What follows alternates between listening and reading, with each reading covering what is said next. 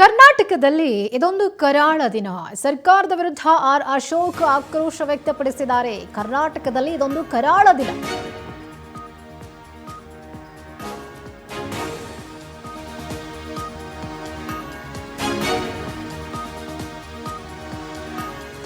ಜನವರಿ 22 ಕರ್ನಾಟಕದಲ್ಲಿ ಇದೊಂದು ಕರಾಳ ದಿನ ಅಂತ ಸರ್ಕಾರದ ವಿರುದ್ಧ ಆರ್ ಅಶೋಕ್ ಆಕ್ರೋಶ ವ್ಯಕ್ತಪಡಿಸಿದ್ದಾರೆ.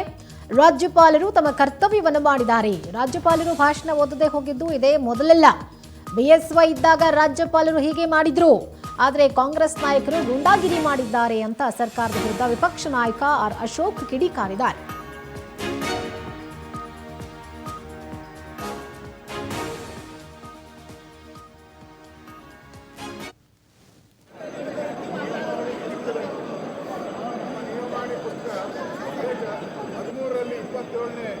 ಕಲಮಲ್ಲಿ ಸ್ಪಷ್ಟವಾಗಿದೆ. ಏನಿದೆ ಅಂದರೆ ರಾಜ್ಯಪಾಲರು ಭಾಷಣ ಅವಧಿಯಲ್ಲಿ ಅನುಸರಿಸಬೇಕಾದ ಕ್ರಮ ಸಂವಿಧಾನದ 175 ಅಥವಾ 176 ಅನುಚ್ಛೇದದ ಮೇರೆಗೆ ವಿಧಾನಮಂಡಲದ ಉಭಯ ಸದನ ಸಭೆ ಸೇರುವಾಗ ಅಥವಾ 175 ಅನುಚ್ಛೇದದ ಮೇರೆಗೆ ವಿಧಾನಸಭೆ ಅವಧಿಯಲ್ಲಿ ಯಾರೇ ಸದಸ್ಯರು ಯಾವುದೇ ಭಾಷಣ ಮಾಡುವ ಮೂಲಕ ಅಥವಾ ಯಾವುದೇ ಕ್ರಿಯಾಲೋಪ ವ್ಯಕ್ತಿ ರಾಜ್ಯಪಾಲರ ಭಾಷಣಕ್ಕೆ ಮುಂಚೆಯಾಗಲಿ ಅಥವಾ ತರುವಾಯವಾಗಲಿ ರಾಜ್ಯಪಾಲರ ಭಾಷಣಕ್ಕೆ ಅಡ್ಡಿ ಉಂಟು ಮಾಡತಕ್ಕದ್ದಲ್ಲ ಅಥವಾ ವಿಘ್ನ ಉಂಟು ಮಾಡತಕ್ಕದ್ದಲ್ಲ ಮತ್ತು ಅಂಥ ಅಡ್ಡಿ ಅಥವಾ ವಿಘ್ನ ಸದನದ ಆದೇಶವನ್ನು ತೀವ್ರ ಉಲ್ಲಂಘನೆ ಎಂದು ಪರಿಗಣಿಸಬೇಕು. ವಿಧಾನಸಭೆಯ ಮುಂದಿನ ಉಪವೇಶದಲ್ಲಿ ವಿಧಾನಸಭಾಧ್ಯಕ್ಷರು ಈ ಬಗ್ಗೆ ವ್ಯವಹರಿಸತಕ್ಕದ್ದು. ಅಂದರೆ ಇಷ್ಟು ಜನದ ಮೇಲೆ ವಿಧಾನಸಭಾಧ್ಯಕ್ಷರು ಅವ್ರ ಮೇಲೆ ಕ್ರಮ ತೆಗೆದುಕೊಳ್ಳಬೇಕು. ಅವ್ರನ್ನ ಸದನದಿಂದ ಹೊರಗಡೆ ಹಾಕಬೇಕು. ಯಾರ್ಯಾರು ಸದಸ್ಯರು ಅಡ್ಡಿಪಡಿಸಿದ್ದಾರೆ, ಸ್ವತಃ ಲಾ ಮಿನಿಸ್ಟ್ರು ಅಡ್ಡಿಪಡಿಸಿದ್ದಾರೆ, ಇವನ್ನೆಲ್ಲರೂ ಕೂಡ ಸದನ ಶಿಕ್ಷೆಗೆ ಒಳಪಡಿಸಬೇಕು. ಅವ್ರನ್ನ ಸದನದಿಂದ ಹೊರಗೆ ಹಾಕಬೇಕು ಅಂತೇಳಿ ಪುಸ್ತಕದಲ್ಲೇ ಇದೆ. ನಾವು ಆಗ್ರಹ ಮಾಡ್ತಾ ಇದ್ದೀವಿ. ರಾಜ್ಯಪಾಲರು ಅವರ ಗೌರವ ಏನಿದೆ, ಘನತೆ ಏನಿದೆ ಅದನ್ನು ಕಾಪಾಡಿದ್ದಾರೆ. ಅವ್ರು ಯಾವುದೇ ರೀತಿಯಾದಂಥ ಸದನಕ್ಕೆ ಅಗೌರವ ಮಾಡಿಲ್ಲ. ಇವ್ರ ಬಿಲ್ಲುಗಳೆಲ್ಲ ಹೋಗಿತ್ತಲ್ಲ, ವಿಧಾನಸಭಾ ಬೆಳಗಾವಿ ಅಧಿವೇಶನ ಎಲ್ಲ ಬಿಲ್ಲುಗಳು ಸೈನ್ ಮಾಡಿ ಕಳಿಸಿದ್ದಾರೆ. ಅವಾಗ ಸರಿ ಇತ್ತ? ಈ ರೀತಿ ಗವರ್ನರ್ಗೆ ಒಂದು ಕಾಂಗ್ರೆಸ್ ಆಫೀಸ್ ಮಾಡೋಕ್ಕೆ ಅವರು ಪ್ರಯತ್ನ ಮಾಡ್ತಾರೆ. ಅದು ಯಾವುದೇ ಕಾರಣಕ್ಕೂ ಸಾಧ್ಯ ಇಲ್ಲ. ಗವರ್ನರ್ ಅವರು ಸಂವಿಧಾನಬದ್ಧವಾಗಿ ಕೆಲಸ ಮಾಡಬೇಕು, ಅದನ್ನು ಮಾಡಿದ್ದಾರೆ. ಆದರೆ ಕಾಂಗ್ರೆಸ್ ಅವರು ಅದರ ದುರುಪಯೋಗ ಮಾಡಿಕೊಂಡು ಇವತ್ತು ರಾಜ್ಯಪಾಲರಿಗೆ ಅಗೌರವ ಮಾಡಿದ್ದಾರೆ. ಅವರ ಹೆಸರಲ್ಲಿ ಇವರೆಲ್ಲರೂ ಆದೇಶ ಹೊರಡಿಸೋದು, ಅವರೇ ಇವರಿಗೆ ಮುಖ್ಯಮಂತ್ರಿಗಳಿಗೆ ಪ್ರಮಾಣ ವಚನ ಸ್ವೀಕಾರ ಮಾಡಿರೋದು. ಈ ಎಚ್.ಕೆ. ಪಾಟೀಲ್ ಅವ್ರಿಗೂ ಅವರೇ ಪ್ರಮಾಣ ವಚನ ಮಾಡಿ ಅಧಿಕಾರ ಕೊಟ್ಟಿರೋದು. ಅವ್ರ ವಿರುದ್ಧನೇ ಮಾತಾಡ್ತಾರೆ ಎಚ್.ಕೆ. ಪಾಟೀಲ್. ಅಂದರೆ ಇದು ಸಂವಿಧಾನದ ವಿರೋಧಿ ನಡೆ. ಇದು ಕಾಂಗ್ರೆಸ್ಸಿನ ಮೇಲೆ ಅವರು ರಾಹುಲ್ ಗಾಂಧಿನ ಸೋನಿಯಾ ಗಾಂಧಿನ ಮೆಚ್ಚಿಸೋಕ್ಕೆ ಮಾಡಿರೋವಂಥ ಕುತಂತ್ರ ಅಷ್ಟೇ ಇದೆ.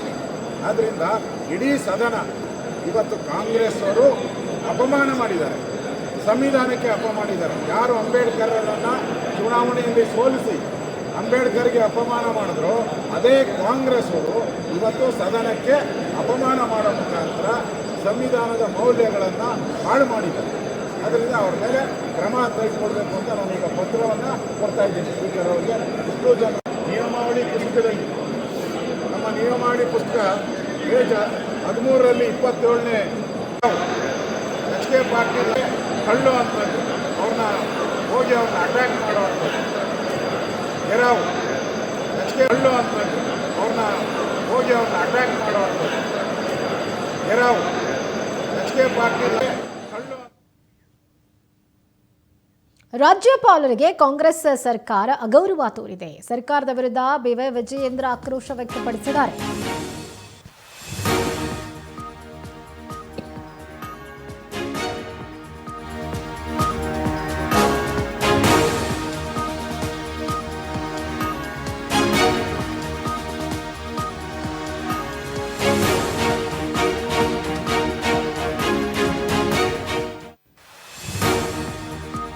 ರಾಜ್ಯಪಾಲರಿಗೆ ಕಾಂಗ್ರೆಸ್ ಸರ್ಕಾರ ಅಗೌರವ ತೋರಿದೆ. ಸರ್ಕಾರದ ವಿರುದ್ಧ ಬಿ.ವೈ. ವಿಜಯೇಂದ್ರ ಆಕ್ರೋಶ ವ್ಯಕ್ತಪಡಿಸಿದ್ದಾರೆ. ವೈಫಲ್ಯ ಮುಚ್ಚಿ ಹಾಕೋಕೆ ದ್ವೇಷದ ರಾಜಕೀಯ ಮಾಡ್ತಿದ್ದಾರೆ. ಪ್ರಜಾಪ್ರಭುತ್ವ ಕಗ್ಗೊಲೆ ಮಾಡೋ ಕೆಲಸ ಮಾಡಿದೆ. ಕೇಂದ್ರದ ವಿರುದ್ಧವೂ ಷಡ್ಯಂತ್ರ ಮಾಡೋಕೆ ಹೋಗಿದೆ ಅಂತ ಸರ್ಕಾರದ ವಿರುದ್ಧ ಬಿಜೆಪಿ ರಾಜ್ಯಾಧ್ಯಕ್ಷ ಬಿ.ವೈ. ವಿಜಯೇಂದ್ರ ಕಿಡಿಕಾರಿದ್ದಾರೆ.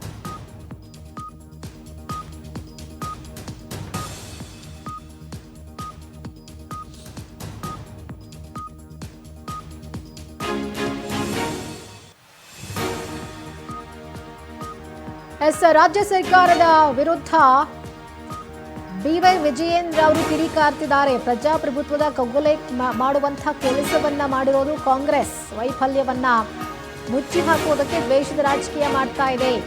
ಸರ್ಕಾರದ ವಿರುದ್ಧ ಬಿವೈ ವಿಜಯೇಂದ್ರ ಆಕ್ರೋಶ ವ್ಯಕ್ತಪಡಿಸಿದ್ದಾರೆ. ರಾಜ್ಯಪಾಲರಿಗೆ ಕಾಂಗ್ರೆಸ್ ಅಗೌರವ ತೋರಿದೆ ಅಂತ ಹೇಳಿ ಆರೋಪಿಸಿದ್ದಾರೆ ವಿಜಯೇಂದ್ರ. ಕೇಂದ್ರದ ವಿರುದ್ಧವೂ ಷಡ್ಯಂತ್ರ ಮಾಡಕ್ಕೆ ಹೋಗಿವೆ. ಸರ್ಕಾರದ ವಿರುದ್ಧ ಬಿಜೆಪಿ ರಾಜ್ಯಾಧ್ಯಕ್ಷ ಬಿವೈ ವಿಜಯೇಂದ್ರ ಅವರು ಕಿಡಿಕಾರ್ತಿದ್ದಾರೆ.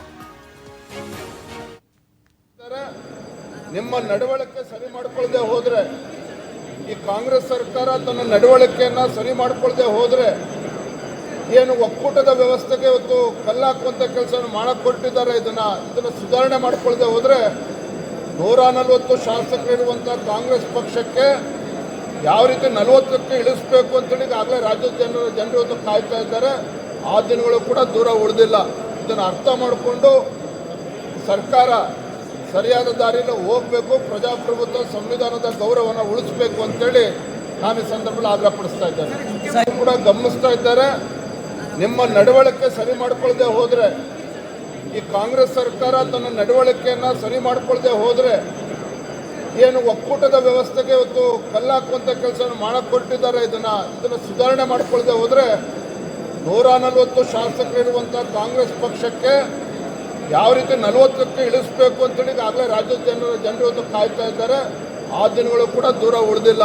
ಇದನ್ನು ಅರ್ಥ ಮಾಡಿಕೊಂಡು ಸರ್ಕಾರ ಸರಿಯಾದ ದಾರಿಯಲ್ಲಿ ಹೋಗಬೇಕು, ಪ್ರಜಾಪ್ರಭುತ್ವ ಸಂವಿಧಾನದ ಗೌರವವನ್ನು ಉಳಿಸಬೇಕು ಅಂತೇಳಿ ನಾನು ಈ ಸಂದರ್ಭದಲ್ಲಿ ಆಗ್ರಹಪಡಿಸ್ತಾ ಇದ್ದೇನೆ. ಕೂಡ ಗಮನಿಸ್ತಾ ಇದ್ದಾರೆ.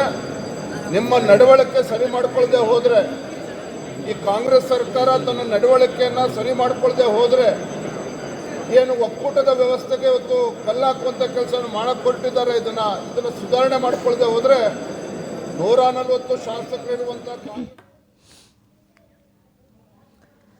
ರಾಜ್ಯಪಾಲರಾದಂತಹ ಗೆಹ್ಲೋಟ್ ಅವರು ಕಲಾಪದಿಂದ ಹೊರ ನಡೆಯದಂತೆ ಕಾಂಗ್ರೆಸ್ ಅಡ್ಡಿಪಡಿಸಿತು. ಕಾಂಗ್ರೆಸ್ ನಾಯಕರ ನಡೆಗೆ ಬಿಜೆಪಿ ನಾಯಕರು ಆಕ್ರೋಶ ವ್ಯಕ್ತಪಡಿಸಿದ್ದಾರೆ.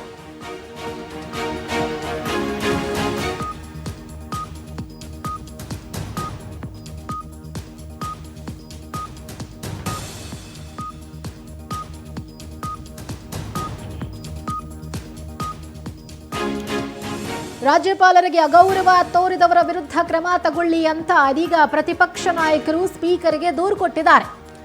ಕೂಡಲೇ ಶಿಸ್ತು ಕ್ರಮ ಜರುಗಿಸುವಂತೆ ಅಶೋಕ್ ಮನವಿ ಮಾಡಿಕೊಂಡಿದ್ದಾರೆ. ಗೆಹ್ಲೋಟ್ ಕಲಾಪದಿಂದ ಹೊರ ನಡೆಯದಂತೆ ಅವರು ಕಾಂಗ್ರೆಸ್ ನಾಯಕರು ಅಡ್ಡಿಪಡಿಸಿದ್ರು. ಕಾಂಗ್ರೆಸ್ ನಾಯಕರ ನಡೆಗೆ ಬಿಜೆಪಿ ನಾಯಕರು ಆಕ್ರೋಶ ವ್ಯಕ್ತಪಡಿಸೋದಲ್ಲದೆ ಪ್ರತಿಪಕ್ಷದ ನಾಯಕರಿಂದ ಸ್ಪೀಕರ್ ಖಾದರ್ ಅವರಿಗೆ ದೂರು ಕೊಟ್ಟಿದ್ದಾರೆ. ರಾಜ್ಯಪಾಲರಿಗೆ ಅಗೌರವ ತೋರಿದವರ ವಿರುದ್ಧ ಕ್ರಮ ತಗೊಳ್ಳಿ, ಕೂಡಲೇ ಶಿಸ್ತು ಕ್ರಮ ಜರುಗಿಸುವಂತೆ ಮನವಿ ಮಾಡಿಕೊಂಡಿದ್ದಾರೆ ಅಶೋಕ್. ಸ್ಪೀಕರ್ ಖಾದರ್ಗೆ ಪತ್ರ ಬರೆದಿದ್ದಾರೆ ವಿಪಕ್ಷ ನಾಯಕ ಆರ್ ಅಶೋಕ್.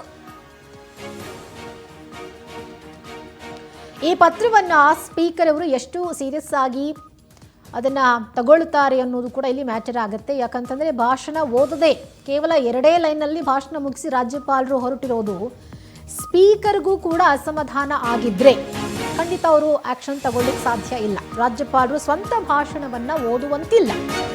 ರಾಜ್ಯಪಾಲರ ನಡೆಗೆ ಬಿಕೆ ಹರಿಪ್ರಸಾದ್ ಕಿಡಿಕಾರಿದ್ದಾರೆ. ಸಂಪ್ರದಾಯದಂತೆ ಕ್ಯಾಬಿನೆಟ್ ಸಿದ್ಧಪಡಿಸಿದಂತಹ ಒಂದು ಭಾಷಣವನ್ನೇ ರಾಜ್ಯಪಾಲರು ಮಾಡಬೇಕು. ನನ್ನ ಬಟ್ಟೆಯನ್ನು ಹಿಂದೆಯಿಂದ ಹರಿದು ಹಾಕಿದ್ದಾರೆ. ಯಾರು ಹರಿದ್ರು?